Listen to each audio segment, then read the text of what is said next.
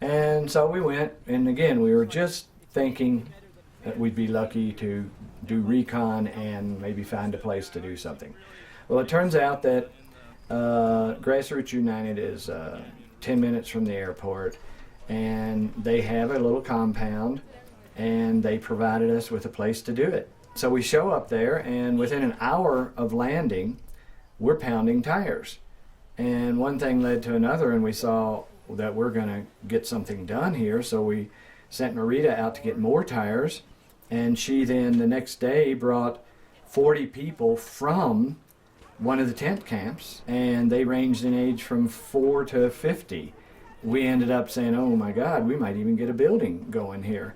So I bought some materials down there, some rebar and some cement. Marita took a couple of dozen of the kids and went out within a half a mile of the compound and gathered all the plastic bottles that we needed. And we did a simplified version of our hut design with a door and a window and a ferro-cement vaulted roof that is very lightweight amount of cement, but lots of steel, so this is a very earthquake resistant design here and hurricane resistant. The bottom line is we were going for a recon, and in 4.5 days, due to just synchronicity and connections working out and so on, we ended up with a 12-foot diameter building built. Another interesting point was I just got my arm out of a cast from rotator cuff surgery. I was crippled. I couldn't do much. And Brian and Mike got the shits and vomiting to the point of almost dying. So yeah, we were in dire straits, and this still happened. Yeah. The reason it happened was the Haitians. They could do every aspect of it. They could pound the tires, they could lay the bottles. They did it all, learned it all, and we're clear that this can be replicated.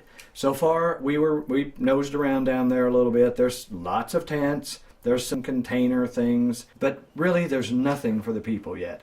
This is something that people can get their hands into. They can be building houses for themselves and each other and so on. I mean, this can really be way beyond just shelter. It can be a sort of an economic base or a currency for Haiti itself. So everybody that gave us anywhere from 10 to $100, thank you very much. Here's how it was used. We got a little over $7,000 in donations, and we fronted another $3 or so grand. We bought tickets for 4 people, we got shots for 4 people, and we bought materials. We bought them lunch every day that they worked for us. There were no fees, no salaries, no wages. We are talking direct use of money. Money goes straight to a building in Haiti and transportation to get there. Nothing goes through any bureaucratic salaries and commissions. You know, how do you track your $500 that you donated through some agency or whatever? You know, it just goes, and you get a little postcard or something. This, you've got a picture of where your money went, every dollar of it. And if we didn't raise any more money, I'm just going to the bank and get it. I'll borrow it, I'll finance it, because now we're going to go back down mid-October and do a finishing hit on this thing and make it collect its own water, contain and treat its own sewage with a little outdoor courtyard and a flush toilet, and have its own power system. With the most important part is Haitians from the tent camps helping us and learning. You may as well call this building a demonstration unit, because what they're going to do is bring people in to this compound and show it to them. And of course, the ones that got to work on it are going to be talking about how to do it and probably starting to do it once they can get a place. Where we'll go next for land will be where it can be for the people. We're even thinking of, like, can we tear down a few tents in Tent City and throw up some of these? If we got a windfall of funding, we would start a little village, and then we just go back and forth to Haiti for the next few years. We'd start an Earthship Academy. I mean, there's thousands and thousands of people down there living 12 in a tent. There's no end in sight to what we can do if we get the money. The thing is, this, in 4.5 days, this hit to the very heart of the people that are living in the tent cities. And it brought them out, and they participated in this, and this was a real thing, not a hypothetical thing. We were working with them, they were working with us. We weren't a bunch of whiteys going down there and making something that we wouldn't live in ourselves, but trying to give them some charity. I would love to live in the building that we built down there. I love that little building. And so we got together eyeball to eyeball with the Haitian people, with no bureaucrats or politicians in between us. And that is the key. We're sharing what we've learned over 40 years, and they're giving us a lot of light back. From the little kids to the older people, they got inspired by this. They got lit up by this, and we got lit up by the fact that they got lit up. It was an outrageous situation.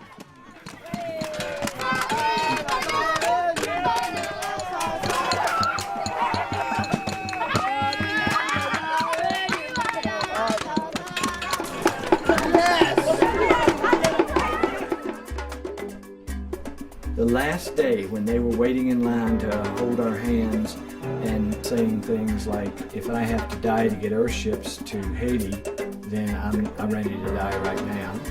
And may God make you live a lot longer so that you can continue doing this.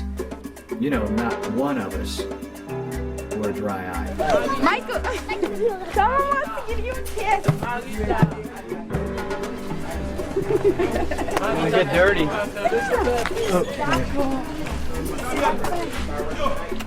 Thank you. Merci.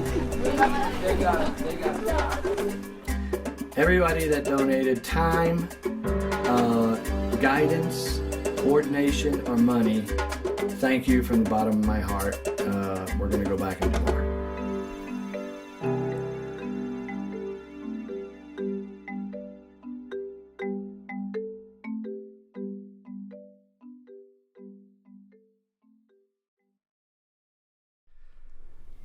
Just a quick walkthrough of what we did for this project was we laid out a 12-foot diameter circle and pounded up 7 courses of tires and put one of our bottle formed bond beams on top of that, and came out of that with a steel bird cage that we plaster and turn into a dome. We then did another steel bird cage a couple of feet above that one, and that gave us a cavity to put in insulation. It was torn up cardboard and styrofoam, put in rice bags, and then put in a plastic bag. We did another rebar shape to keep the rain out but allow ventilation at all times. And there we had a 6-foot diameter cistern, veneered with bottles laid in cement to make it last forever, and then a 5-foot diameter shower and a 5-foot diameter toilet. It was all just a series of shapes made from materials that we found in Port-au-Prince, in addition to concrete and rebar. All right, so at the Haiti building, when it rains, the main dome collects water that runs through gutters over an entry arch to the cistern. When you want to take a shower, you turn on a valve at the bottom of the cistern and you fill a 5-gallon bucket. And then that water drains simply through the floor of the shower into a plastic-lined hole that then overflows into a gray water botanical cell. That water is feeding the plants in the botanical cell, and also you fill a bucket with that used gray water to bucket flush your toilet with. The tank in this case is a stack of tires that contains the solids. As they break down, they seep out between the tires and under the tires. Then when the liquids reach a certain level, they overflow into the black water botanical cell. And then that overflows, but it rarely does. But just in case, it went outside to another cell where at the end of the line there, you also are growing plants and vegetables. The combined material cost of everything involved in the Haiti building was $4,000. The solar electric system is a 30-watt flexible panel that charges a very small battery in a little red toolbox that had 2 LED lights mounted. It also contains a 150-watt inverter to charge your cell phone or whatever. So the building, just the construction of it, was cleaning up the streets. We used 10,000 plastic bottles, close to 100 tires that offer thermal mass to keep you cool. 15 to 20 bags stuffed full with styrofoam takeout boxes. We used rubble in our planters. We pounded tires with rubble. The tire and rubble combined is two totally prevalent piles of garbage in Port-au-Prince, and you take the two and you create a wall that can withstand an earthquake. It's resistant of hurricanes due to the dome shape. The Haitians really built the building with us just kind of massaging it and directing it. They're just really motivated to make their country better. This was a very inspiring situation. These people have been through just horrors that most of us can't even imagine. It makes you just have instant respect for these people that have been through this. Not to like pry into your life too much, but I was wondering what the day of the earthquake was like for you. What were you doing? Where were you? That kind of thing. J'étais là quand moi sur balcon pas devant et puis moi j'étais à trembler et là ça me saisit. J'étais couru aller dans la radio nouvelle génération pour être capable de dire ça pour moun te vinn bay aide yo. M'a aidé à retirer moun et puis c'est comme ça que tout moun yo te mouri en bagay là. Et là, je finis de moun yo, c'est comme ça, je regarde moi, il y a plus de 3 camions moun qui plein, yo pral jeter dans tout. Grand-mère moi mouri, après c'est saisissement qui fait que les mouri. Et là, ça nous pas capable de jeune morgue parce que tout le monde était occupé, nous étions obligés d'enterrer le 21 janvier. C'est le fait que tu gagné un monsieur qui est en face de moi qui t'a couru devant moi. Mais il y a un bloc qui sortit en l'air, qui tombait, qui retiré. Ça t'a vraiment fait mal lorsque la terre à la plongée, mais bon, moi aidé même pas capable de faire rien. C'est le fait que je regarde une série de monde qui mourent écrasés, il y a des gens qui ça t'est vraiment terrible pour moi. This was Sammy's house. Et puis, nous avons des petits gens qui ont levé, qui donc. Oui, là, qui fait toute l'entrée fini, parce que qu'on a rentré dans toute l'entrée, pour nous, par exemple, des jeunes garçons qui pouvaient violence sexuelle, et voix de fait, tout ça. Nous avons crié parce que nous n'avons pas de vivre encore. And you hear only crying sound, people screaming everywhere. And then I just took my shirt off and then I put it on my mother's head. I tried to hide her face, but it wasn't enough. I saw like legs straight away after. Legs, arms. 2 nieces of mine was inside, including my brother. My nieces died. It was so bad. Only crying. The night we spent the night only crying.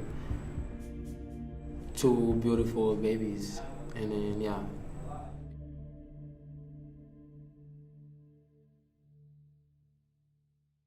Ça t'a vraiment fait mal. It really hurt Tout le me monde qui était mort. for everybody who died. Mais nous quoi c'est construction nous yo t'es mal faite. But we believe that it was our own construction that wasn't done well. Et nous besoin adapter avec l'autre système de construction pour tout le monde soit pas mourir. So we need to adapt to a new type of construction so this doesn't happen again. They have been through hell, and this Earthship project is giving them hope, and it's from hope that something can happen. Mais c'est staff Earthship là qui est venu travailler avec moi, qui était bonne formation ça et que je suis content et qui était venu bon courage. You helped us build this Earthship working for free. But we told the world about your work, and they gave us money to pay you. So we're giving you a certificate and pay. Give him the money. That's all.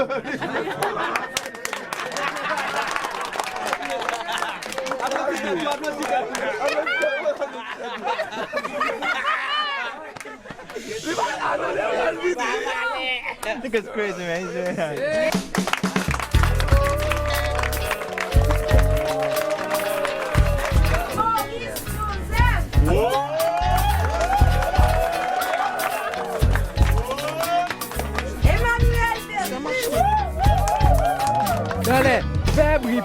Earthship!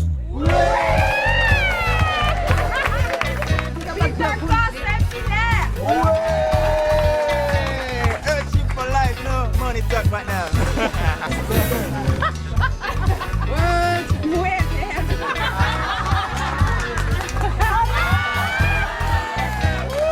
Michel Vladimir Delis. Après comme ça, Vlad. Capsi Colin. Prix. Merci, thank you. Ouais, on nous fait signature là. Comment? Comment?